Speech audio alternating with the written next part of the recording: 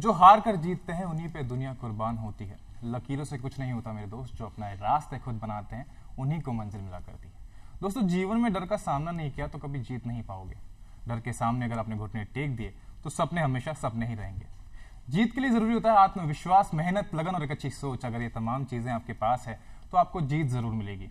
और ऐसा कहा भी जाता है दोस्तों कि जीत की पहली सीढ़ी हार ही होती है, क्योंकि हार ही आपको जीत की अहमियत सिखाती है। इसलिए मेहनत करते रहिए, जीत खुद ब खुद आपको मिल जाएगी। इसी सोच, इसी विचार के साथ आप सभी का बहुत बहुत स्वागत है सुप्रभात धरती धौरारी में। मैं हूं आपके साथ अंकित सेन और मैं हूं आपके साथ राधिका। बिल्कुल सही कहा अंकित तुमने कि अगर हम किसी भी काम को पूरी ईमानदारी, लगन और आत्मविश्वास के साथ करेंगे तो उस काम में हमें कामयाबी तो निश्चित रूप से मिलेगी ही। और रही बात डर की, तो डर तो हमारे मन के एक छोटे से कोने तक ही सीमित है। और कहते भी है कि मन के हारे हार है और मन के जीते जीत। अगर हम अपने मन को दृढ़ बना ले तो मुश्किल कुछ भी नहीं। और आज हम आपको अपने जिस मेहमान से मिलवाने जा रहे हैं, उन्होंने अपने मन को तो स्ट्रांग बनाया ही, डर को भी दूर किया और साथ ही साथ अपने काम को पूरी ईमानदारी और निष्ठा के साथ पूरा कर रहे हैं।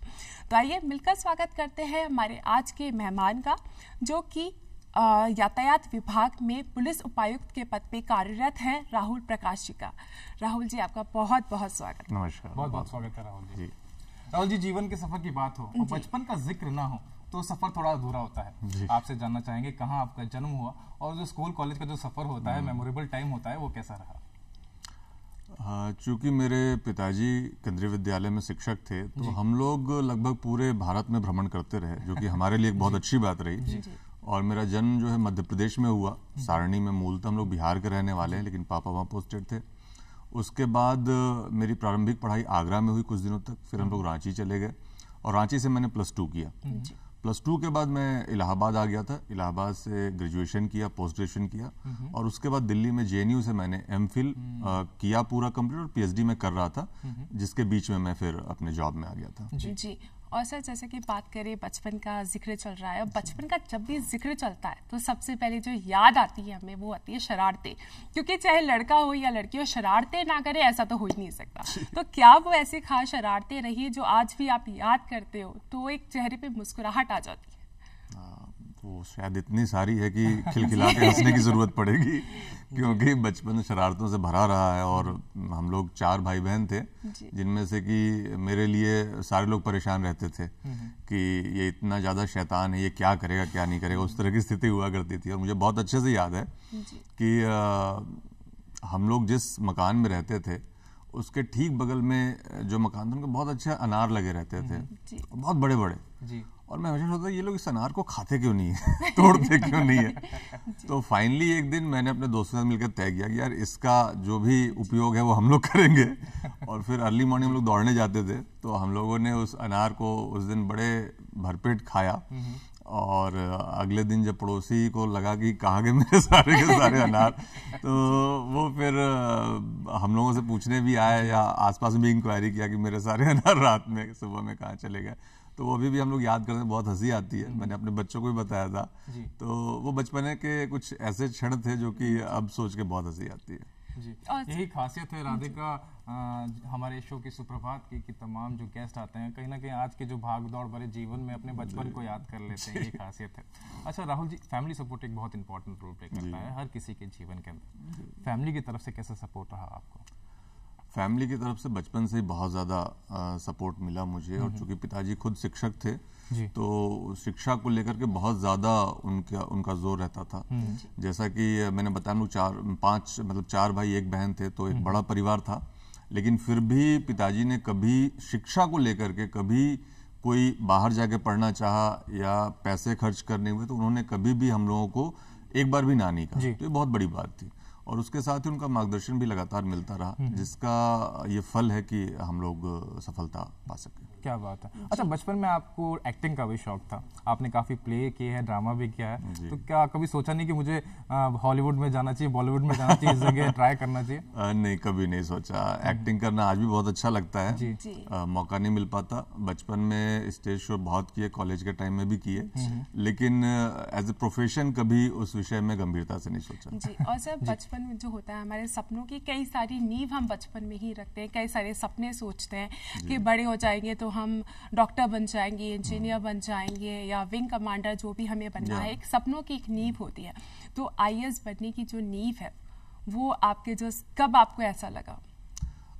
बचपन में जब खासकर हम लोग 11th-12th में थे, +2 कर रहे थे, तो उस वक्त बहुत ज़्यादा वर्दी का क्रेज जैसे भी बच्चों में आमतौर पे बहुत ज़्यादा होता है, तो मेरा भी आर्मी में जाने का बहुत मन था और आर्मी को लेके खास क्रेज हुआ करता था उस वक्त। लेकिन जब हम लोगों ने ग्रेजुएशन किया और चीज़ें पता चली तो बाकी एवेन्यूज जो होते हैं उसके बारे में पता चला कि और क्या क्या चीज़ें हैं।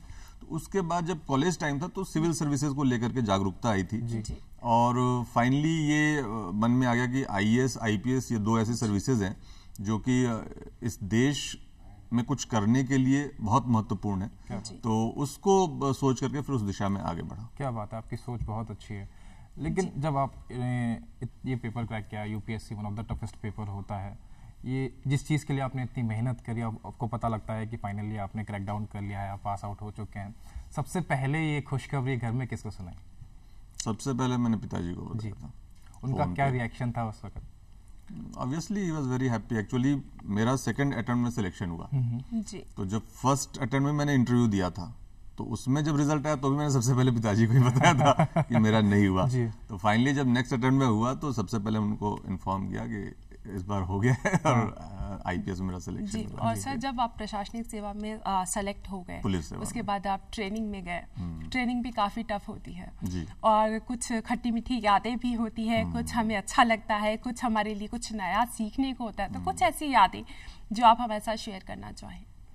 ट्रेनिंग वाकई में जो आईपीएस की ट्रेनिंग होती है वो जितना हम लोग कल्पना कर सकते हैं उससे बहुत ज़्यादा टफ होती है।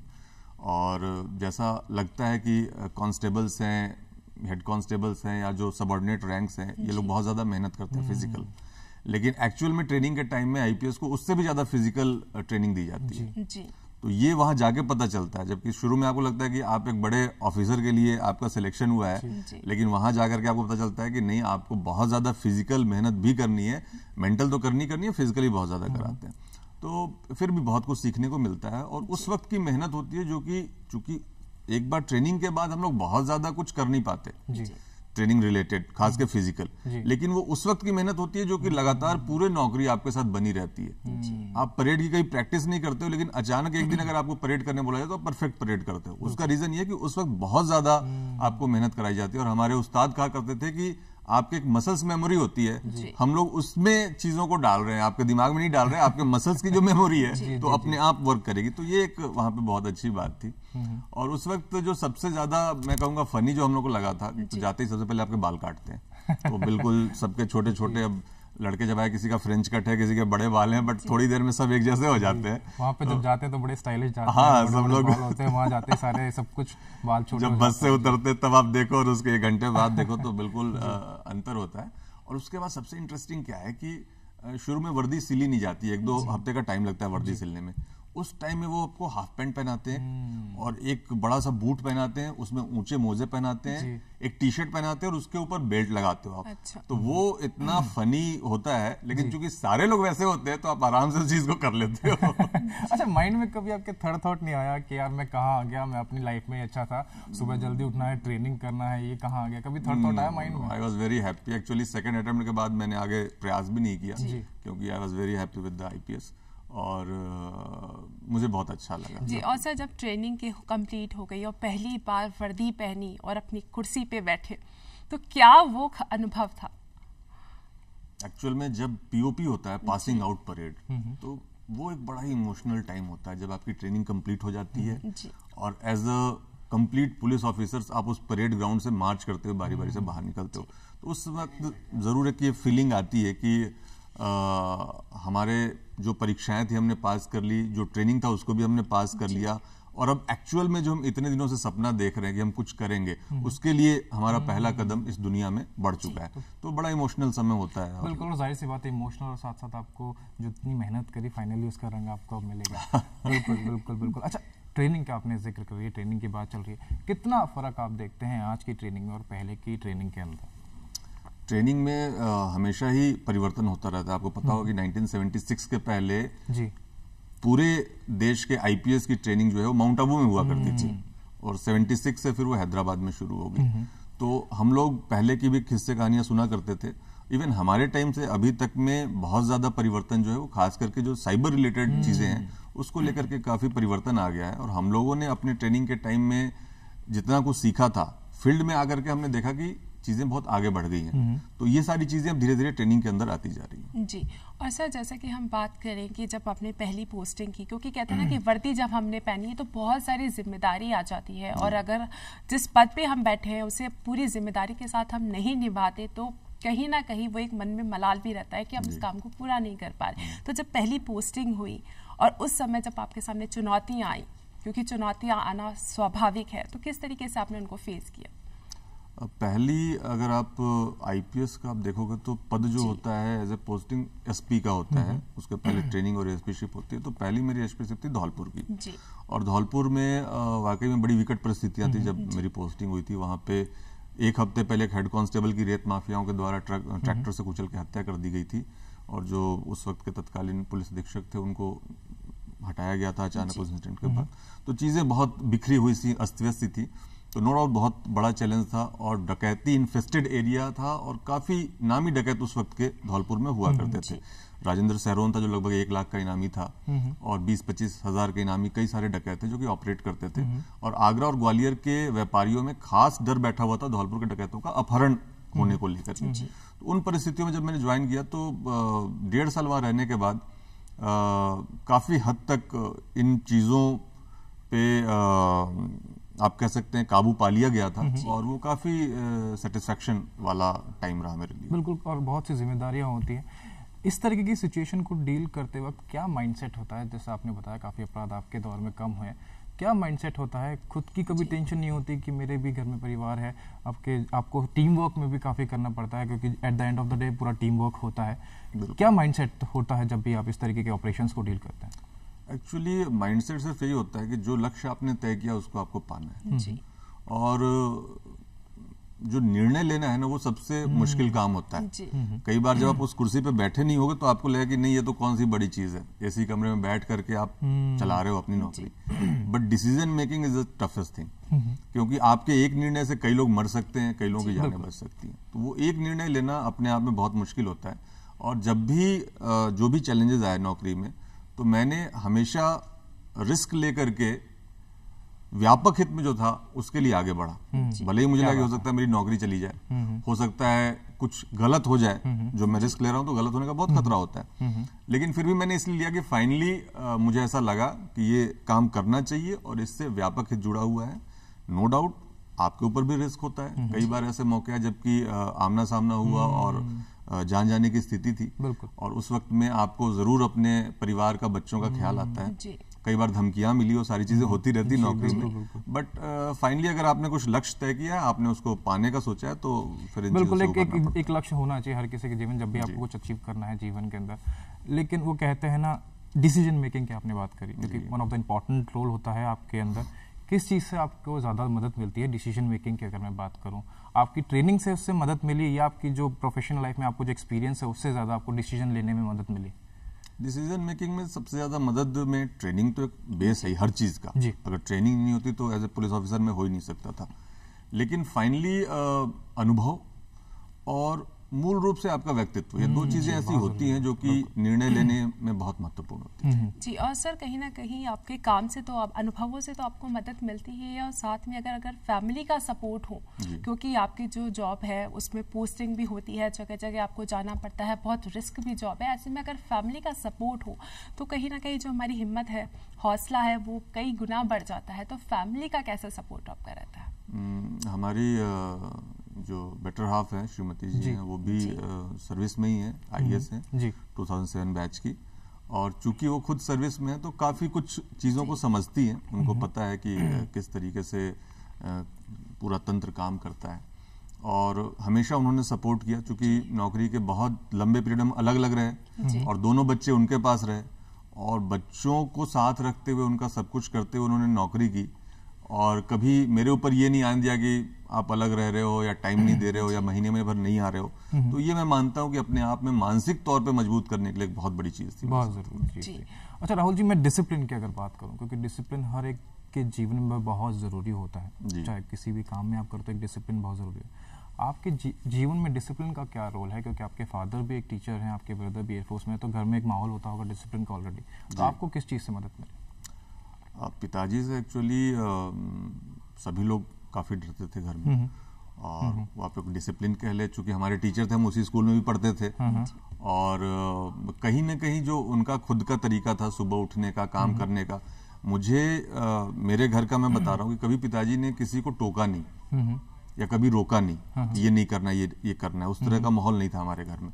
लेकिन जो खुद का उनका दिनचर्या था, उसको देख करके हम लोगों ने काफी कुछ सीखा। तो डिसिप्लिन एक तरीके से आप कह सकते हो कि सेल्फ डिसिप्लिन ज्यादा रही हम लोगों में, बजाय कि किसी और ने कराया हो या उस तरीके से रखा हो। जी, बहुत सारी राहुल जी बातें ऐसे करते रहेंगे, लेकिन हम हमारे दर्शकों को और आपको दिखाना चाहते हैं आपका अब तक का सफर कैसा रहा। आइए देखते हैं।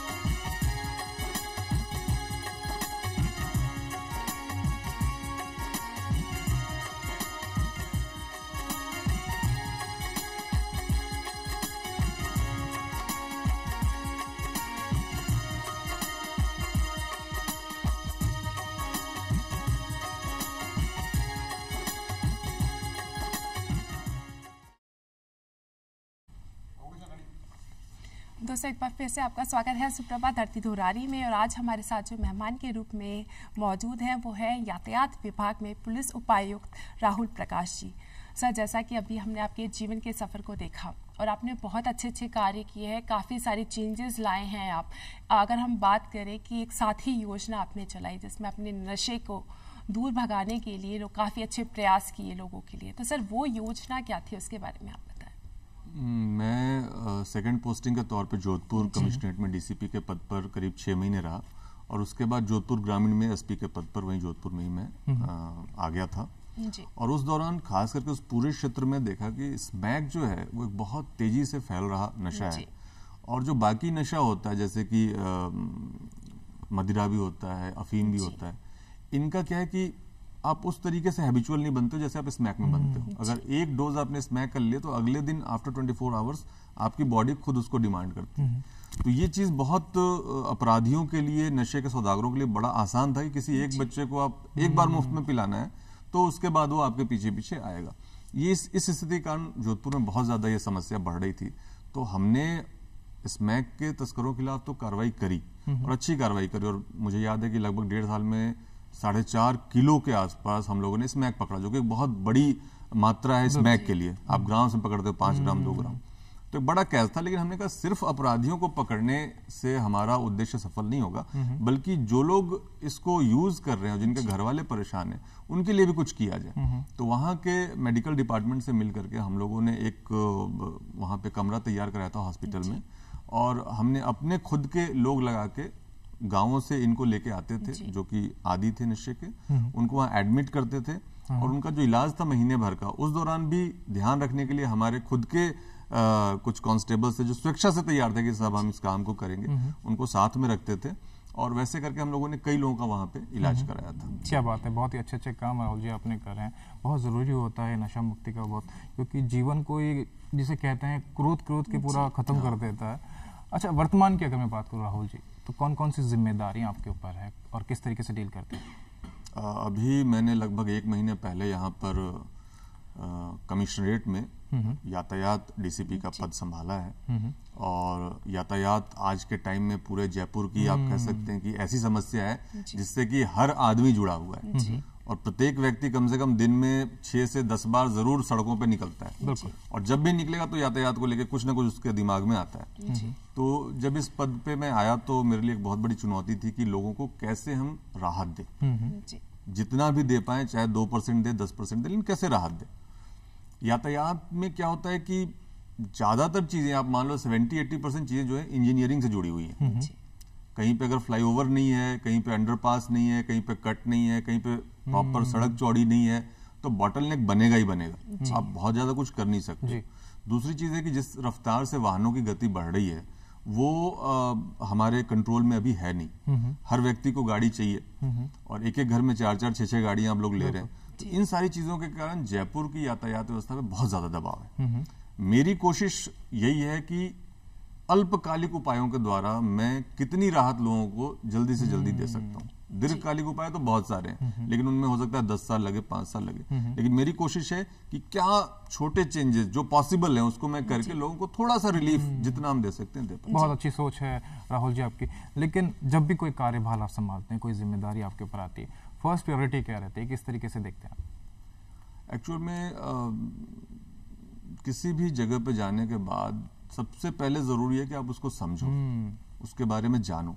पहले क्या काम हुआ ये आप देखो, पहले वालों ने क्या क्या काम किया था, उसके बाद ही आपको नया काम उसमें शुरू करना चाहिए। क्योंकि मैंने शुरू में कहा कि अनुभव जो है वो बहुत इंपॉर्टेंट चीज होती है। आप कितना भी पढ़ लो लिख लो, अगर एक्सपीरियंस नहीं है तो बहुत सही निर्णय लेने में आपको दिक्कत आएगी। तो मेरी कोशिश ये होती है कि पहले मैं 15-20 दिन, महीने भर में चीजों को समझूं चल क्या रहा है, फिर आप देखो कि उसमें आप क्या परिवर्तन कर सकते हैं। जी, और सर जहां हम बात करें नियमों की, जहां नियम होते हैं वहां उनका उल्लंघन भी होता है और उस उल्लंघन से रोकने के लिए जब हम प्रयास करते हैं, आप बहुत ज्यादा जिम्मेदारी के पद पे आप होते, कार्यभार संभालते हो, तो किस तरीके से उन्हें रोका जा सकता है?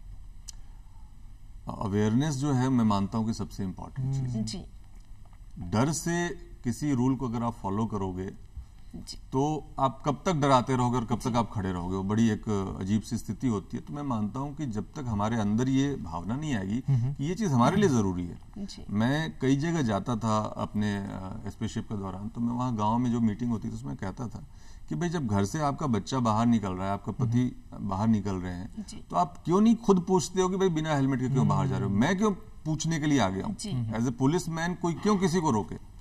उसकी पत्नी क्यों नहीं पूछ रही है या उसकी माँ क्यों नहीं पूछ रही है? जी, तो जब तक ये चीज नहीं आएगी कि मेरा बेटा बाइक लेके बाहर जा रहा है बिना हेलमेट के जा रहा है, तब तक मतलब एक्चुअल में हम लोग इस लक्ष्य को नहीं पा सकेंगे। ये जरूर है कि हम लोग इन्फोर्समेंट करते हैं, लोगों का चालान करते हैं और कोशिश करते हैं कि लोग उसको पहने और हमारे कारण भी पहने, लेकिन मूलतः ये बात तो समाज के अंदर से आनी पड़ेगी।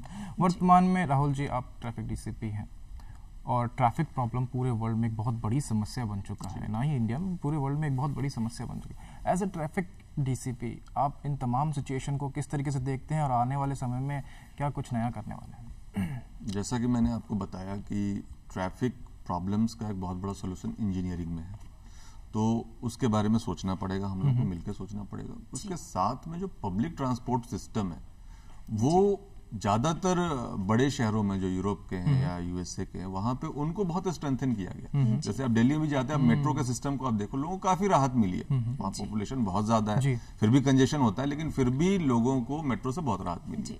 उस तरह की चीज आप देखो कि हमारे यहाँ भी मेट्रो शुरू हो गई है और बहुत ज्यादा उसकी मांग लोगों में है कि साहब मेट्रो को और बढ़ाया जाए और किया जाए, जिससे कि पब्लिक ट्रांसपोर्ट सिस्टम बढ़े और ट्रैफिक का ये कंजेशन घटे। जी, और सर बात हम करें इसके साथ ही साथ आजकल स्कूलों में जब हम देखते हैं बहुत सारे बच्चे होते हैं वो एक्टिवा लेकर आते हैं और जबकि उनकी एज की अगर हम बात करें तो 15 साल 16 साल इससे ज़्यादा उनकी एज नहीं होती, तो 2 व्हीलर्स चलाते हैं वो, जबकि उनके लाइसेंस भी नहीं बने हुए होते हैं। तो ऐसे में हम किसको जिम्मेदारी माने, अभिभावक को माने या टीचर्स को माने? कि टीचर्स भी नहीं कहते कि आप 2 व्हीलर्स क्यों लेकर आते हैं और अभिभावक भी उनको 2 व्हीलर दिला देते हैं।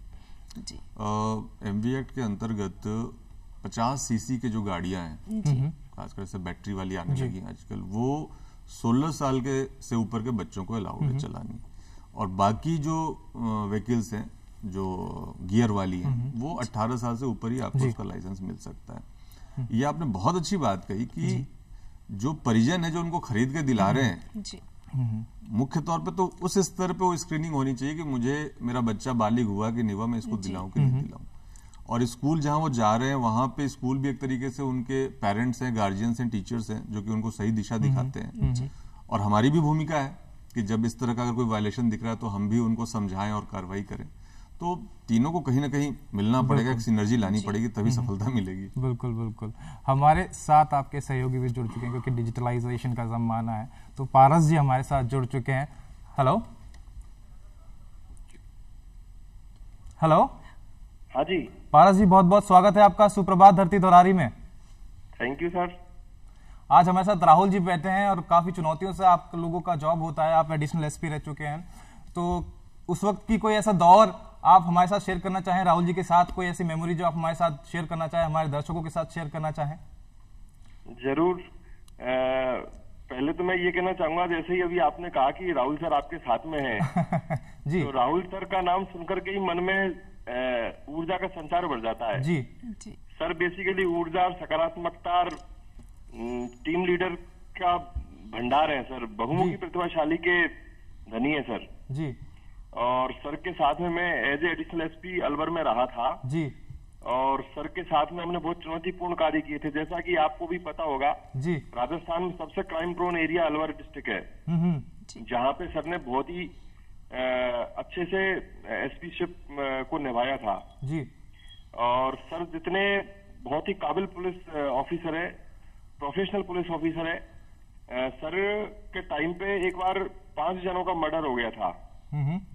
तो वो वृत्तांत मैं आपको सुनाऊंगा। तो 5 जनों का मर्डर जब हुआ जी। तो सर ने अपने प्रोफेशनलिज्म से उस मर्डर को न केवल खोला बल्कि अलवर की जनता का दिल भी जीत लिया। क्या बात है जी। और इसी तरीके से लाइन ऑर्डर की जो विकट से विकट परिस्थिति थी उसमें भी सर हमेशा कभी भी पेशेंस नहीं खोते थे। और कस्टोडियल डेथ जैसी जो घटनाएं पुलिस में होती हैं उससे पूरा थाना हिल जाता है, सारी पुलिस डर जाती है। ऐसी विकट परिस्थिति बहुत से अच्छे काम आप लोगों ने करे हैं। आज सुप्रभात के माध्यम से राहुल जी को कुछ कहना चाहेंगे?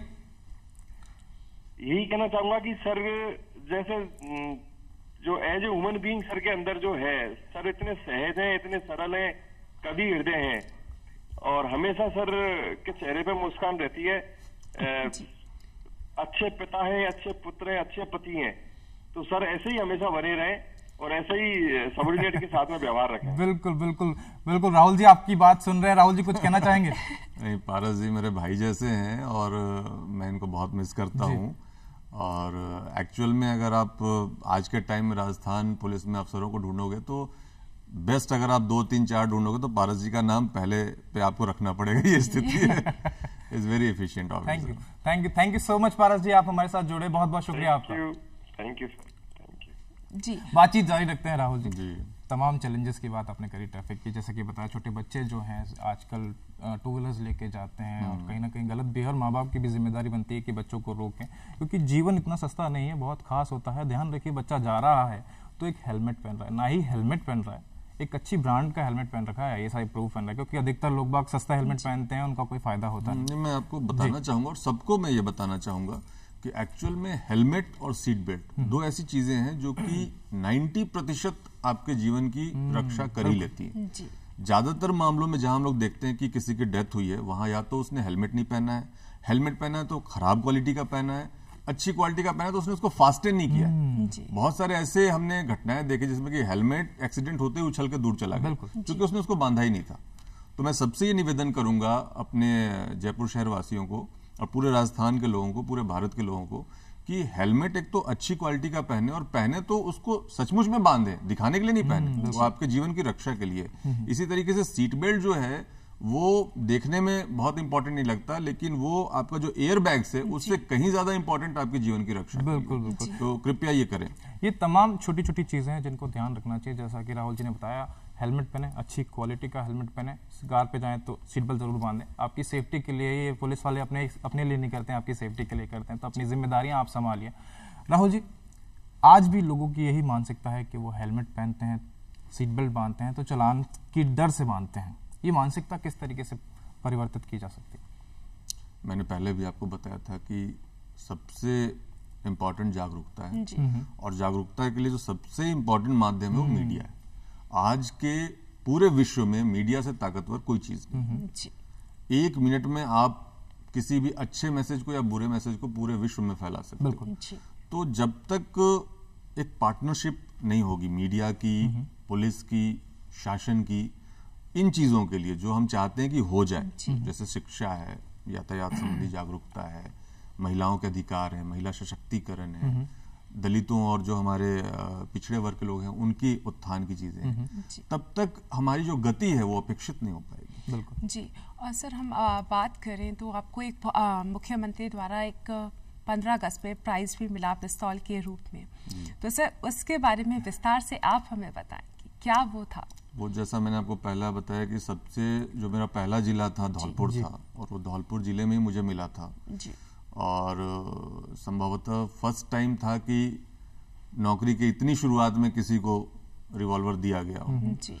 और उसका रीजन बेसिकली वही था कि जब मैं गया, मैं मानता हूं कि मेरे लिए एक बहुत अच्छा अवसर था, एक चुनौती थी कि बहुत ज्यादा डिस्टर्ब था धौलपुर। ऑलरेडी वहां पर अपहरण की घटनाएं आए दिन हो रही थी, डकैती घटनाएं आए दिन हो रही थी, और पूरी तरीके से आप कह लो तो पुलिस के ऊपर से लोगों का विश्वास उठ गया था। तो वो उस दौर में जब हम लोगों ने काम किया और वापस से लोगों का विश्वास पुलिस पे जमा, कई सारे इनकाउंटर्स हुए, कई सारे डकैत्स मारे गए, करीब 70 के आसपास इनामी डकैत अरेस्ट हुए with in the period of 1 year. तो लोगों में वापस से कॉन्फिडेंस शासन के प्रति, सरकार के प्रति और पुलिस के प्रति लौट के आया था। तो उस चीज को कहीं ना कहीं मैं मानता हूं कि रिकॉग्नाइज किया गया, और सीएम साहब ने बतौर प्रशंसा और मेरा प्रोत्साहन करने के लिए, मनोबल बढ़ाने के लिए। क्या बात है। और सर अभी हम बात करें, थोड़ा सा सरप्राइज है आपके लिए। अब वो आवाज किसकी है ये तो आप ही को पहचानना होगा। एक सरप्राइज रखा है हम लोगों ने। एक कॉल है आपके लिए, आप आवाज पहचाने और फिर बताएं कि वो किसका कॉल है। और आप ही को ही पहचाना है कि आवाज किसकी है, क्योंकि एक आपके लिए सरप्राइज है। आइए जुड़ते हैं कॉलर से। हेलो हेलो हेलो, आवाज आ रही है आपको? हेलो, आप सुन पा रहे हैं हमारे को? लगता है टेक्निकल फॉल्ट की वजह से हमारे पास आवाज नहीं आ रही। सरप्राइज का मजा तभी दुगना हो जाता है जब थोड़ा सा टाइम उसको बढ़ जाता है, थोड़ा एक्साइटमेंट हो जाता है इसके साथ ही। सर एक सस्पेंस और बढ़ गया है राहुल जी के लिए। टेक्निकल प्रॉब्लम सही रहा। जी। अगर मैं आपकी जॉब प्रोफाइल की बात करूं, चुनौतियां जैसा कि आपने बताया, तमाम सिचुएशन से आपको गुजरना पड़ता है और हर सिचुएशन एक अलग सिचुएशन होती है। तो डिसीजन मेकिंग तो इम्पोर्टेंट होता है, एक माइंडसेट भी बहुत जरूरी होता है, क्योंकि सभी केसेस अलग होते हैं। किस तरीके से डील करते हैं? एक्चुअली कहीं ना कहीं मेरे दिमाग के बगल में, पीछे में, बैक ऑफ द माइंड चलता रहता है जी। कि जो होगा देख लेंगे। This is the basic blind जिससे मैं चलता हूँ, पूरी नौकरी करता हूँ, कि जो सही है वो करूंगा और जो होगा तो देख लेंगे। तो इसीलिए चाहे कोई भी चीज होती रहती है, और खैर जैसे भरतपुर का जिला मैं 2.5 साल रहा, 2 साल अलवर में रहा। ये दोनों जिले ऐसे हैं आज के टाइम में राजस्थान में, जिसको आप कह सकते हैं कि हार्डकोर पुलिसिंग आपको वहां पे करनी पड़ती है। इनकाउंटर्स भी होते रहे, पुलिस फायरिंग होती रही, कस्टोडियल डेथ होते रहे, और हर तरह की चुनौती का सामना करना पड़ा। लेकिन अगर आपको खुद पे विश्वास है, अपनी टीम पे विश्वास है, और ये है कि ठीक है जो करना है वो करो, जो होगा वो हो सकता है अपने हाथ में है नहीं, तो जो करना है उसको करते रहिए, जो होगा सो देख लेंगे। तो वो राहुल जी, वो सरप्राइजिंग कॉल था ना, वो हमारे साथ वापस से कनेक्ट हो चुका है। तो आप बताइएगा कौन बोल रही है? Hello hello hello, Rahul ji के लिए आपके लिए सरप्राइज है, आप ही बताइए कौन। श्रीमती जी हमारी। हेलो हेलो हेलो, आज राहुल जी हमारे साथ हैं, कैसा फील कर रही हैं? आज इतनी अच्छी बातें बता रही हैं, अपनी जीवन यात्रा के बारे में चर्चा हो रही है, तो क्या कहना चाहेंगे? यही कहना चाहेंगे कि जो भी पिछले तकरीबन 10 साल से हम भी इनके जीवन में हैं, इस जो दोनों का, हम लोगों का ये सफर रहा है, काफी कुछ चुनौतीपूर्ण रहा है, काफी अच्छी मेमोरीज, कुछ बैड मेमोरीज भी हैं।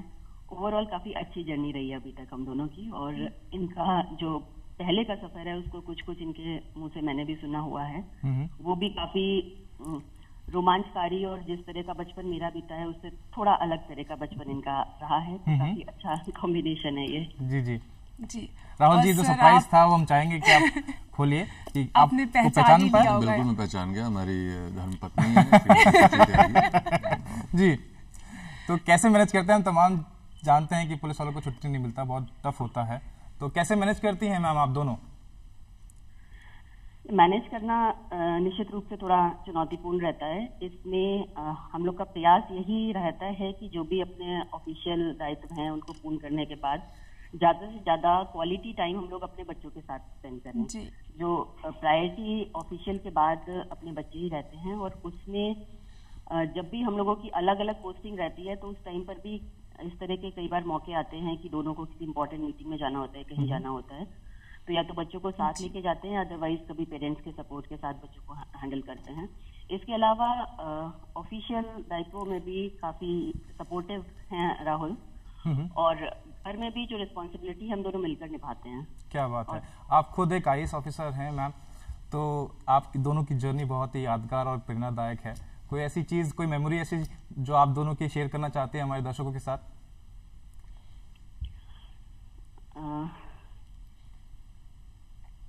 इसमें ऐसे तो कोई मेमोरी मुझे याद नहीं।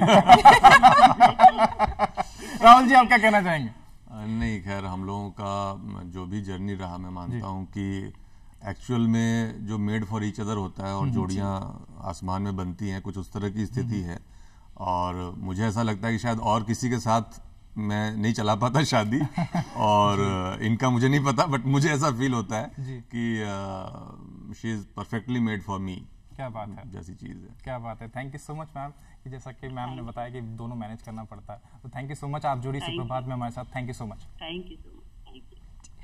और सर, जैसा अभी अपने वाइफ से बात किया, कभी ऐसा भी होता है कि हस्बैंड, जब भी आप मिलते हैं, वैसे आपका मिलना बहुत कम हो पाता है, लेकिन जब भी मिलते हैं और कभी रूठना मनाना चलता है कभी बीच में, तो किस तरीके से आप मनाते हैं? क्योंकि कहीं ना कहीं गाने का शौक भी होता है थोड़ा सा इतने टाइम, तो क्या वो गाना रहता है जिससे आप उन्हें मनाते हैं? सर, 2 लाइन उस गाने की। नहीं, गाने का शौक नहीं है, गाता भी नहीं हो।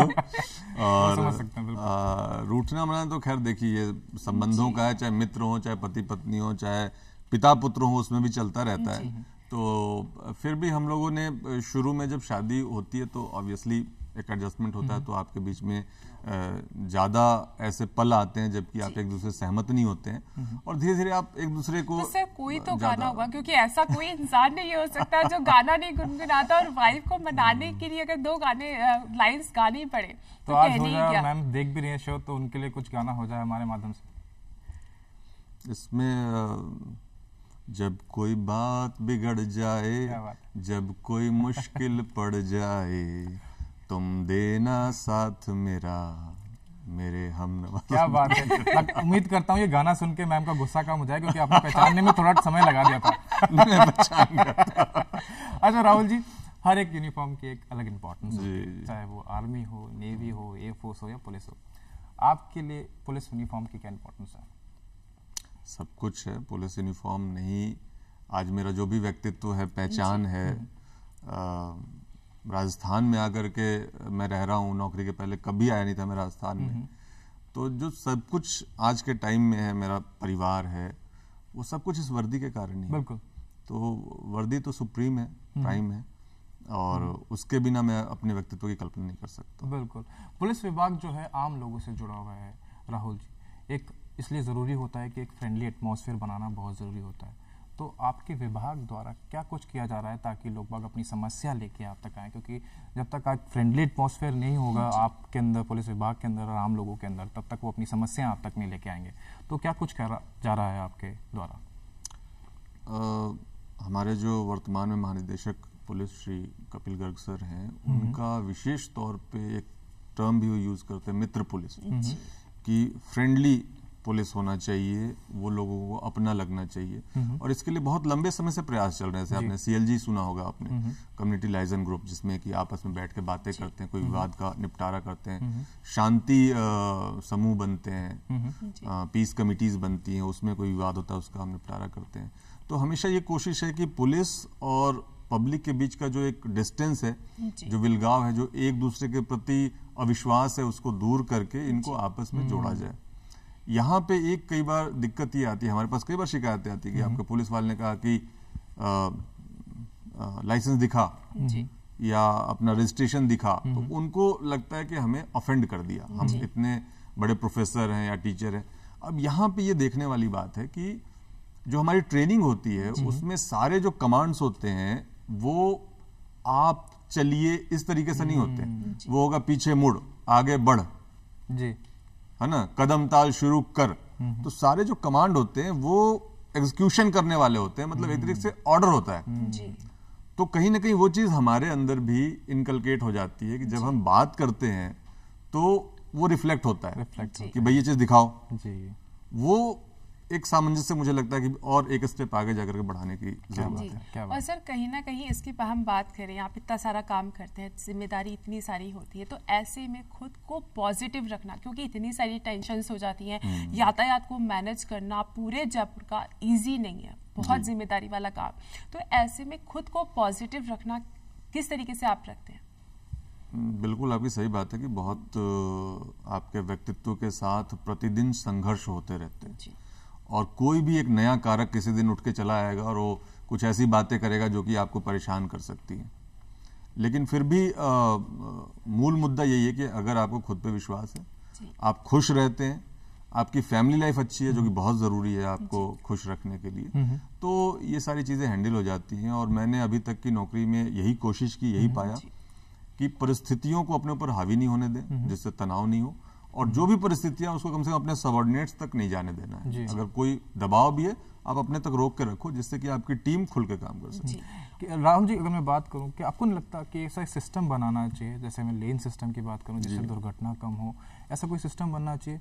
और क्या वजह लगती है आपको कि आज इंडिया में इतने ज़्यादा एक्सीडेंट हो रहे हैं? आपके इस मंच पर मैं बताना चाहूँगा सारे जयपुर शहरवासियों को कि हम लोग अप्रैल के फर्स्ट वीक में जेएलएन मार्ग पर एक आइडियल रोड, आदर्श सड़क मार्ग का एक अभियान शुरू करने वाले हैं, जो लगभग 2 किलोमीटर का पैच है केवल, और वो बजाज टी पॉइंट से जवाहर सर्किल तक है। और उसका उद्देश्य यही है कि इसके बीच में लेन ड्राइविंग भी हो, सीट बेल्ट, हेलमेट, मोबाइल पे बात नहीं करना, जेब्रा क्रॉसिंग के पहले रुकना, रेड लाइट वायलेशन नहीं करना, स्पीड लिमिट क्रॉस नहीं करना, सारी चीजों को लोग आइडियल तरीके से फॉलो करें। और उसमें हम भी उनका सहयोग करेंगे, नहीं मानने वालों के साथ चालान की कार्रवाई भी होगी। लेकिन मुख्य तौर पे उद्देश्य ये है कि इस सड़क पे चलने वाले इस पैच के लोग बाकी शहर के लिए एक आदर्श प्रस्तुत करें कि सड़क पे कैसे चलना चाहिए। तो ये कोशिश जो आप कह रहे हैं हम लोग शुरू कर रहे हैं। क्या बात है, बहुत अच्छी पहल, और उम्मीद करता हूँ बहुत अच्छे रिजल्ट इसके मिलने चाहिए। राहुल जी, जैसे हम डिजिटली आगे बढ़ रहे हैं, वैसे वैसे साइबर क्राइम का खतरा भी बढ़ता जा रहा है। किस तरीके से इन तमाम चीज़ों को डील करना चाहिए, किन किन चीज़ों का ध्यान रखना चाहिए? क्योंकि जैसे जैसे हम डिजिटली आगे बढ़ रहे हैं, एक साइबर क्राइम बहुत बड़ी समस्या बनती है। किस तरीके से देखते हैं? देखिए, बैंक के तरफ से बहुत सारे ईमेल्स आते हैं जो कि फर्जी ईमेल्स आते हैं, कॉल्स आते हैं, आपके पिन, ओटीपी वगैरह मांगते हैं। इसके अलावा जो वो एटीएम्स है उसके जगह पे आप कार्ड स्वैप करके होता है। तो एक तो इनका समाधान खुद ही टेक्नोलॉजी में है कि अगर तकनीक को हम इम्प्रूव कर दें, जिसके कारण से वो घटना घट रही है, अगर उसका हम डबल चेक सिस्टम कर दें तो कुछ चीजें अपने आप ही कम हो जाएंगी। उसके बाद अगर आप देखो, या उसके साथ अगर आप देखो, तो सारी चीजों के मूल में है लालच, लोभ। हमारे पास भी ऐसी कॉल्स आती है, मैसेज आती है, आपके पास भी आते होंगे। सब लोग उसके जाल में नहीं फंसते, क्योंकि जब आप उसको पढ़ते हो आपको पता है कि यार कोई इतना मूर्खतापूर्ण तरीके से मुझे किस खाते में पैसे देगा। इस दुनिया में कुछ भी मुफ्त नहीं मिलता, और बचपन से हमें ये सिखाया जा रहा है। तो वो जो लालच होता है ना कि आपको 10 करोड़ रुपए की लॉटरी निकल गई है और आप 5 लाख रुपए जमा कराइए, तो वो लालच वाला फैक्टर जो है वो अपने बच्चों को समझाना पड़ेगा, आपस में परिवार में बात करनी पड़ेगी, समाज में बात करनी पड़ेगी। उसके साथ हमारे लिए दिक्कत क्या है कि कई बार तो ओवरसीज फ्रॉड है, कि कोई अफ्रीका में बैठा बैठा यहाँ फ्रॉड कर रहा है, इंटर स्टेट है, कोई झारखंड में बैठा बैठा यहाँ फ्रॉड कर रहा है। अब उसको ट्रेस करना, पकड़ के लाना, बहुत ज्यादा एफर्ट की जरूरत पड़ती है। आप जानते हो हर सिस्टम में संसाधन कम है, काम ज्यादा है। बिल्कुल। तो ये चीजें कहीं ना कहीं हमें रोक तो सर रही हैं। इसके साथ कहीं ना कहीं ये भी देखा जाता है कि बड़े तो इस बात का ध्यान रखते हैं, बच्चे भी जो समझने लगते हैं वो समझ जाते हैं, लेकिन जैसे छोटे बच्चे आजकल का शौक है कि बिना फोन देखे वो खाना नहीं खाते, ऐसे में उनको नया नया जो भी ऐप आता है उसको वो डाउनलोड करते हैं, और कई ऐप ऐसे आ गए हैं जिन्हें डाउनलोड करने से वो आपके फोन को हैक कर लेते हैं और उसके बाद वो आपके फोन में जितना डाटाबेस है, बैंक का जितना भी आपकी सिक्योरिटी है, सारा चीजें पिन कोड सब ले लेते हैं। तो सर ये चीजें कैसे रोकी जा सकती है? ये सारी चीज़ें दोबारा मैं कहूँगा कि खुद को एजुकेट होना बहुत ज़रूरी है। आप जिस चीज़ को यूज़ कर रहे हो उसके बारे में आपको पता होना चाहिए। सेकेंडली जो बच्चों के साथ वाली बात है, खास के वीडियो गेम्स का भी आप सुन रहे हो, कई पहले सुसाइड्स हो रहे थे, आजकल ये पबजी का बहुत चल रहा है जिसमें कि कोई करते करते रोड पे चल रहा था, एक्सीडेंट हो गया। तो उसमें पेरेंट्स का बहुत इंपॉर्टेंट भूमिका है, और एज ए पेरेंट हम लोग भी हैं, तो हमारे बच्चों को मोबाइल अलाउड नहीं है। वो हमारे मोबाइल को न टच कर सकते हैं, ना कोई खेल सकते हैं, ना कोई वीडियो गेम खेल सकते हैं। बिल्कुल। उनको पूरे हफ्ते में एक दिन केवल टीवी देखने को मिलता है, और वो 1 से 1.5 घंटे के लिए, संडे के दिन। उसके अलावा 7 दिन वो टीवी नहीं देख सकते। आईपैड वगैरह भी वही आधे घंटे के आसपास हफ्ते में उनको मिलता है, आधे घंटे एक बच्चे को, आधे घंटे दूसरे को। तो कहीं ना कहीं आपको डिसिप्लिन लाना पड़ेगा, कहीं ना कहीं अपने बच्चों को संभालना पड़ेगा। एज ए पेरेंट्स हमारी जिम्मेदारी सबसे बड़ी है। गवर्नमेंट से आप अपेक्षा करोगे आपके बच्चों का बहुत ध्यान रखे, पुलिस से आप रखोगे, तो उसके पहले खुद तो आप उसका ध्यान रखो ना। एज ए पेरेंट या पेरेंटिंग जो वर्ड है वो इसीलिए बना है। बिल्कुल, ऐसे में जिम्मेदारी माँ बाप की बढ़ जाती है कि अपने बच्चों का खास करके ध्यान रखिए। आजकल कई ऐसे गेम्स हैं जो कि आपके बच्चों को भटका सकता है, और हम देखते हैं, आए दिन हम देखते हैं कि किस तरीके से बच्चे इस दलदल में फंसते जा रहे हैं। तो तमाम चीज़ें हैं जिसको ध्यान रखने की बहुत ज़्यादा ज़रूरत है। राहुल जी, ये तमाम बातें हमने करी, आपके जीवन यात्रा के बारे में बात करा, लेकिन एक शौक और आपको है, वो है आपको राइटिंग का शौक जी। उसके बारे में जानना चाहेंगे। क्या बचपन से ही ये शौक था? कहाँ से इसकी शुरुआत हुई? बचपन से मैंने बताया कि को करिकुलर एक्टिविटीज में बहुत करता था। खुद का नहीं लिखता था, लेकिन poem recitation, story, debates, extempore और ड्रामा, ये सारी चीजें करता रहता। तो कहीं ना कहीं मैं आर्टिस्टिक कोई पहलू रहा होगा व्यक्तित्व में, जिसके कारण मैं आकर्षित रहता था। लिखने का काम मैंने सबसे पहले पुलिस में आने के बाद ही शुरू किया, और शुरुआत भी कहीं ना कहीं हमारे क्राइम से रिलेटेड था। वो हमारे, जब मैं ब्यावर में ट्रेनिंग में था, तो एक वृद्धा की हत्या की गई थी, ब्लाइंड मर्डर था। और जब मैं एज SHO मैंने वहाँ ज्वाइन किया ट्रेनिंग के टाइम में, तो वो 4 महीने पहले का मर्डर अनट्रेस्ड पड़ा हुआ था। तो उसको हम लोगों ने बहुत मेहनत की और फाइनली ट्रेस आउट किया, मुलजिम को अरेस्ट किया। उसके बाद उस मुलजिम से और भी मर्डर खुले। उसमें दुखद घटना मेरे लिए ये रही कि जब उस मुलजिम का हमने ट्रायल कराया तो कोर्ट से वो बरी हो गया। वो जो एक घटना थी उसके ऊपर मैंने पहली बार एक कहानी लिखी, और वो मेरे कहानी लिखने की शुरुआत थी। और उसके बाद मैंने और भी कई कहानियां लिखी, और मेरी कहानियां आमतौर पे राजस्थान पत्रिका में प्रकाशित होती रही हैं, और लोगों ने उसको काफी पसंद किया। क्या तो मतलब सर ये कहा जा सकता है कि अगर आज आप एक IPS ऑफिसर नहीं होते तो आप एक एक्टर होते और खुद अपनी कहानियां भी लिखते, तो साथ ही साथ आप एक कहानीकार भी हो जाते। कह नहीं सकता क्या। सर ऐसे में सर फिटनेस का ध्यान किस तरीके से आप रखते हैं, क्योंकि इतना बिजी शेड्यूल, सबका ध्यान रखने से पहले खुद का ध्यान रखना बहुत जरूरी होता है। हाँ, नो डाउट फिटनेस बहुत जरूरी है, और मन का फिट रहना बहुत इंपॉर्टेंट है। जैसा मैंने आपको बताया कि खुश रहना बहुत जरूरी है। शरीर तो इम्पोर्टेंट होता ही है, लेकिन कई बार हम देखते हैं कि बहुत फिट थे कोई, उनको हार्ट अटैक हो गया, कुछ और चीजें हो गई। तो खुश रहना बहुत जरूरी है। उसके लिए बच्चों को, अपने परिवार को, उनके साथ मिलकर के खुशियों को शेयर करना, और उसके साथ में अपने शरीर का ख्याल रखना भी उतना ही जरूरी है। जब भी मैं बैठता हूँ अपने लोगों के साथ, तो मैं उनसे जब शुरू करता हूँ कि आपकी प्रायोरिटी क्या होनी चाहिए, तो मैं यही कहता हूँ कि सबसे पहली प्रायोरिटी आप खुद होने चाहिए, आपकी बॉडी होनी चाहिए, आपका मन होना चाहिए। क्योंकि अगर आप बीमार हो तो आप अपने फैमिली के भी लायबिलिटी होगे, उनके लिए आप कुछ कर नहीं पाओगे। सेकेंडली फिर आप अपने फैमिली का ख्याल रखो, और थर्ड पे फिर अपने जॉब का ख्याल रखो। जॉब फर्स्ट प्रायोरिटी नहीं होनी चाहिए। तो इस तरह की मानसिकता से ही मैं काम करता हूँ। क्या बात है जी। और राहुल जी, आप हमारे सुप्रभात धरती धुरारी के इस मंच पे आए, अपने जीवन के सफर के बारे में इतने विस्तार से, सारी बचपन से लेकर अब तक का जो सफर रहा उसकी सारी बातें आपने हमसे शेयर की। ट्रैफिक के बारे में बताया कि किस तरीके से हम नियमों का पालन कर सकते हैं, और इसकी शुरुआत हमें अपने खुद के घर से करनी होगी, खुद की जिम्मेदारी को पहले खुद निभाना होगा। तो इसके लिए आपका बहुत बहुत शुक्रिया। बहुत बहुत धन्यवाद आप सभी का, और पूरे प्रसार भारती दूरदर्शन परिवार का बहुत बहुत शुक्रिया कि आपने अपना समय दिया राहुल जी। दोस्तों, समय हो गया है आपसे विदा लेने का। न्यूज़ रूम से खबरें आपके लिए, लेकिन उससे पहले आनंद लेते हैं लोकगीत का। धन्यवाद। तो दोस्तों अभी के लिए इतना ही, अगली बार फिर मुलाकात होगी ऐसे किसी सफर में। तब तक खुश रहिए, आसपास साफ सफाई रखिए और हाँ, देखते रहिए डीडी राजस्थान। फिर मुलाकात होगी।